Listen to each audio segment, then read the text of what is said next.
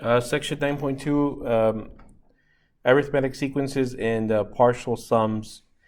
Um, Arithmetic sequence is a sequence that has the same difference from one term to the next term, and that difference is called the common difference. Let me see.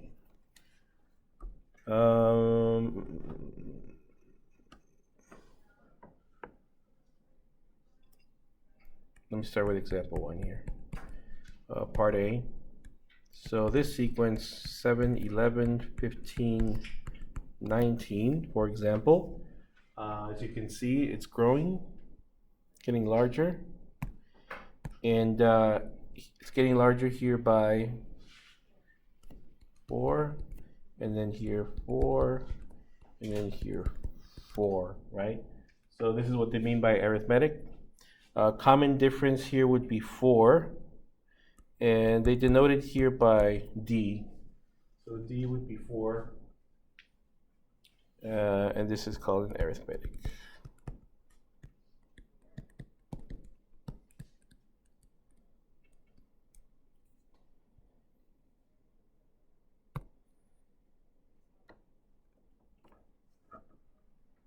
What about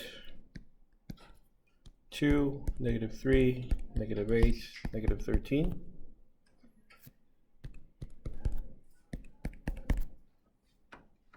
What's the difference here? -5. So from here to here, -5, -5, -5. So D would be -5 in this case. And good, that would be arithmetic as well.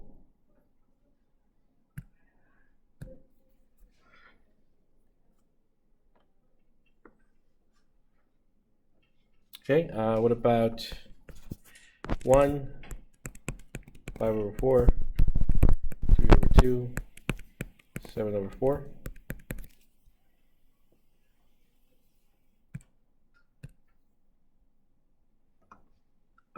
So if I say this is arithmetic, how can I find the D value?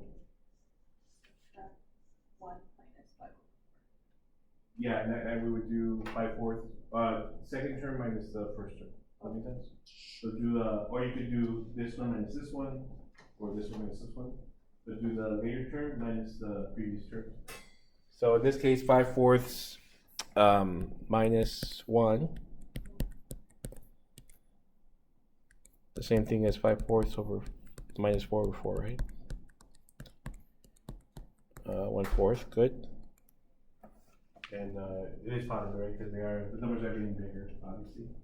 So keep adding 1/4. Good. So we have our first formula. This is for arithmetic sequences.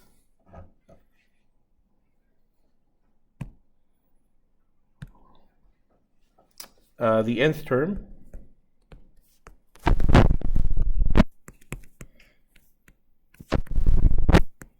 of an arithmetic sequence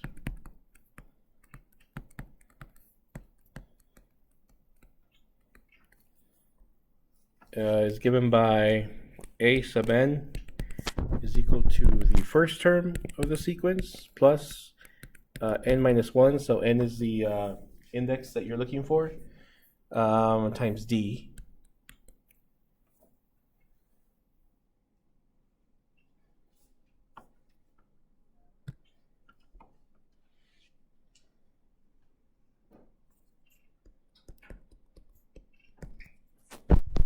Let's say they want us to find the formula.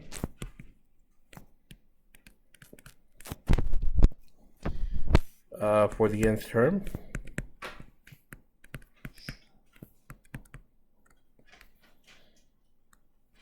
Of the arithmetic sequence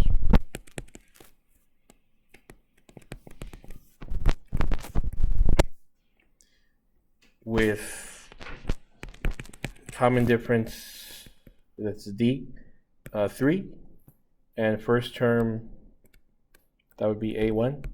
First term is positive 2. So arithmetic sequence is our right away our hint, right? That we can use this formula. We know D is 3 and A1 is 2. So that would mean that following the formula, A sub n is equal to 2 plus, we have n minus 1 times D, A sub n, be 2 plus 3n minus 3. Once you distribute that 3, right?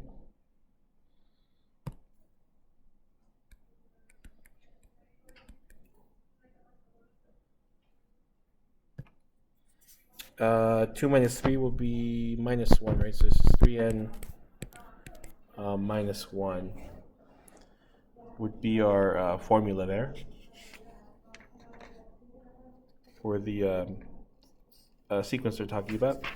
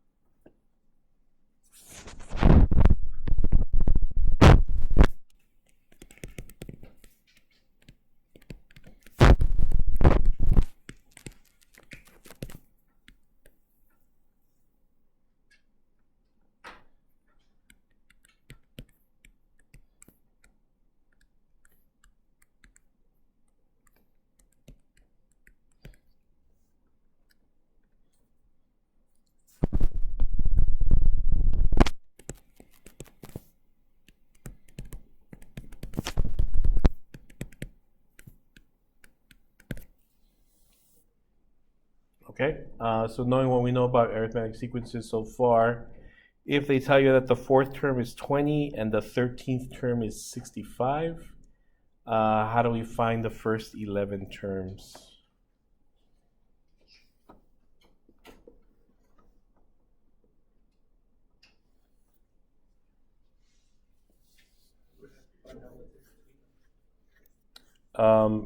Yeah, we could. For that, we need to find D, right? The common difference. How many terms is it from 4 to 13? 9? Okay, good. So let's do it that way. Let's do this.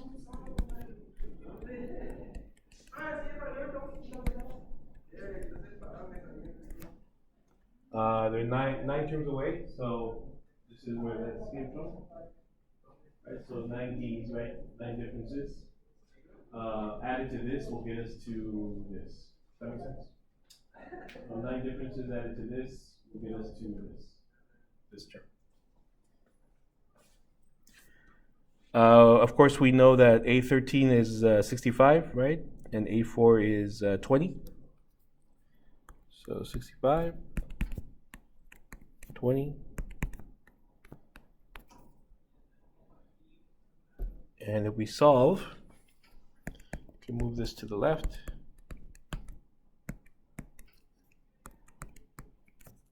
And then divide.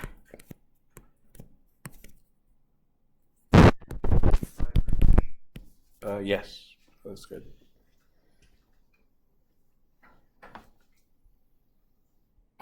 But then obviously from there you can work your way backwards, right, from A4. So if I was writing these out, let's write them here on the side actually, because they want the first 11 terms. So that's 1, 2, 3,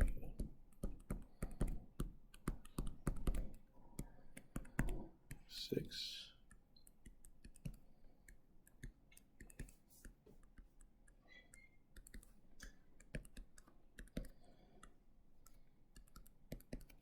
So we know the fourth one is 20. And we know So the 13th one, oh, they don't want the 13th one, right? So 20, but from 20 we can work backwards, right? So if we're adding 5 to get the next one, we would subtract 5. So we got 15, 10, 5, and then upwards 25, 30, 35, 40, 45, 50, 55. And just to make sure, do we get 65 for the 13th one? 60 and 65, right? So yeah, it does check out. If we were not close enough to the first term, like here we were at A4, right? So it was pretty easy just to go backwards 3 steps.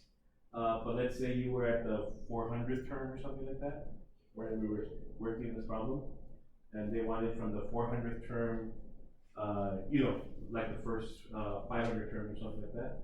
And let's say this was the 400th term, and it's kind of a lot of work to go all the way back to number 1. So if you need the first term, then obviously you can always use the main formula, right, to get A1. So you can always use something like that. Once you know D, it gets easier to use that. So this is just for, they just want the first 11 terms. 15.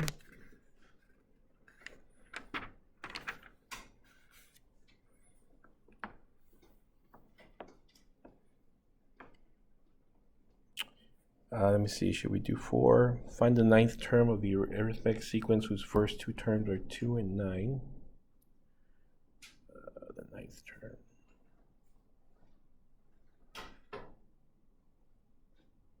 term. No, let's skip that one.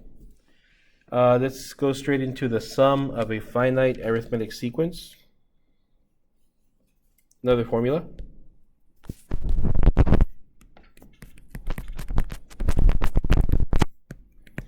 So notice the name. This is for arithmetic sequences, and this is for finite ones, right? So not the ones that go on forever, but the ones that stop at some point.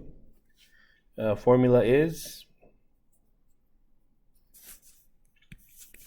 S for sum, N for the number of terms in the sequence. Number of terms divided by 2, N divided by 2, times first term plus the nth term.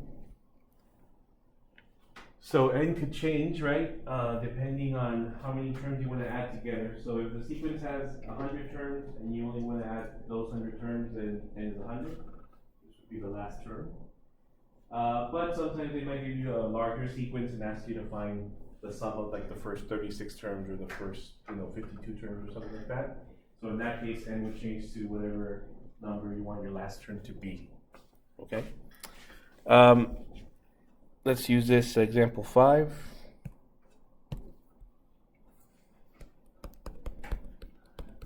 Find the sum.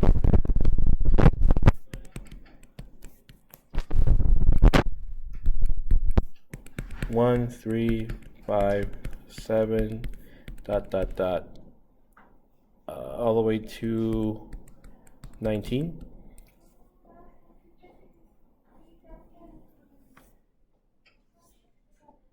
It is a sum, right? It is finite. It ends at 19. How do I find the sum using the formula? So first of all, is it arithmetic? So to get the next number, plus 2, right? Plus 2, plus 2. So it is arithmetic. So we can use this formula. How many terms are there? From 1 to 19. Not 19. Not 20. Not 18. 19 and a half. How many? Oh, no, because they're odd. They're odd, yeah.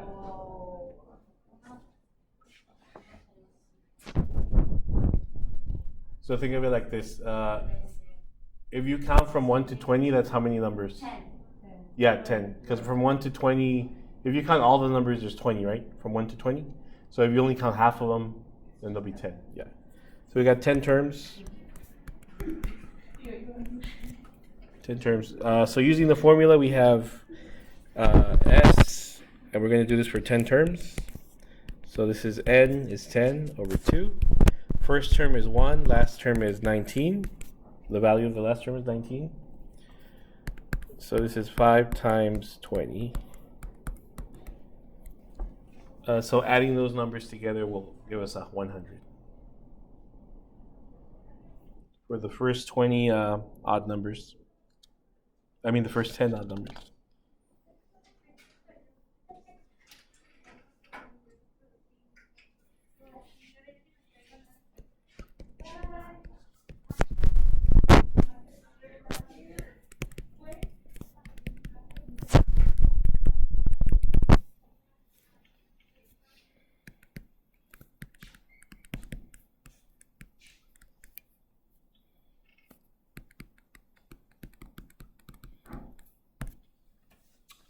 Example 6a, add the first 100 positive integers. So this would be 1 plus 2 plus 3 plus 4 all the way to 100, right? 2, 3.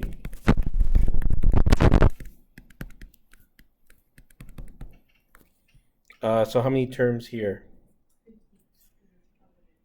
Not 50.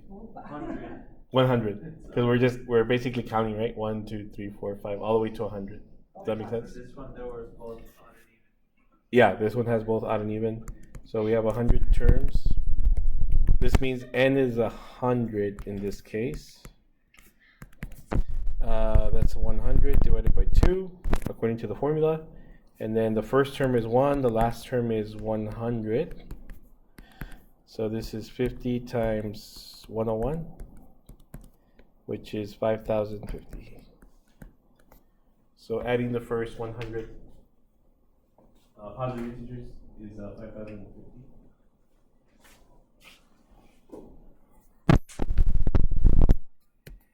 And obviously it's arithmetic, right? Because the difference is 1. So plus 1, plus 1, plus 1, plus 1. So it is arithmetic. B is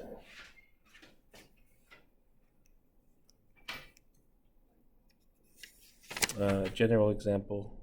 Let's skip that one. This goes to example 7.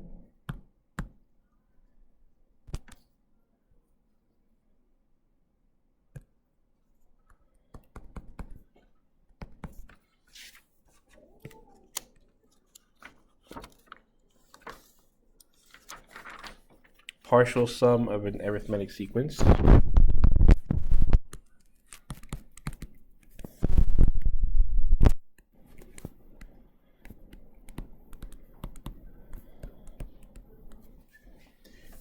Find the 150th partial sum of the arithmetic sequence is the question here.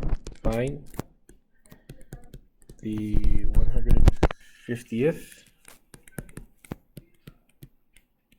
partial sum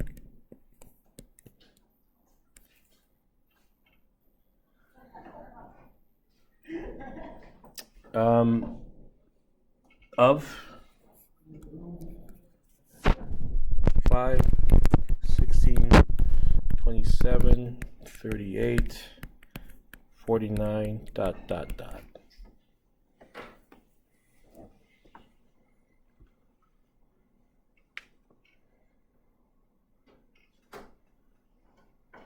So essentially what they're saying is we have this sequence, right? It should be arithmetic.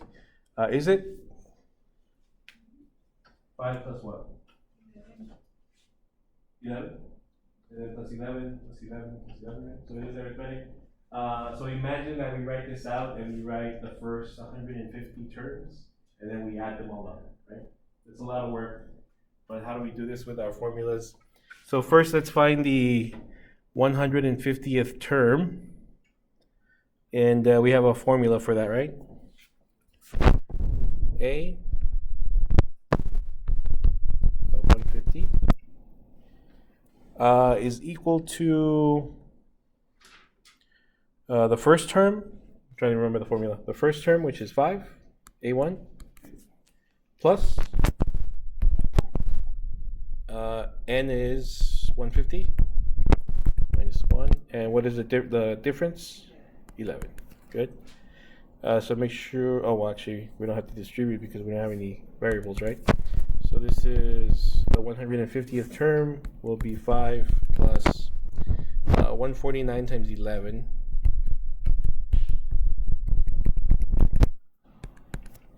So 149 times 11, and then we add 5 to that. What is that? Do they give it? Oh yeah, they do give it here. It's 1644.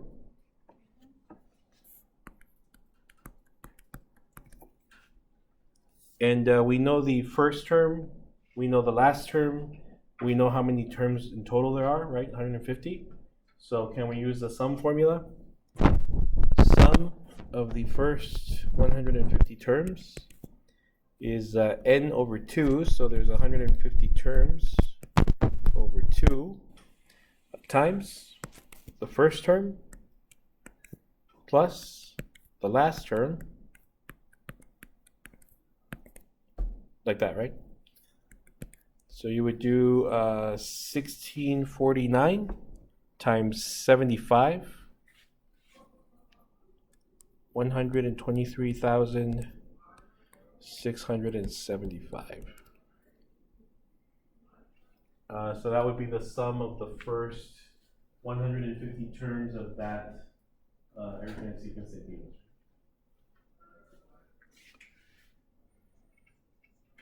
And of course, if you get confused, you can always just write out all the terms and then add them up in your calculator one by one, right? All right, let's stop there.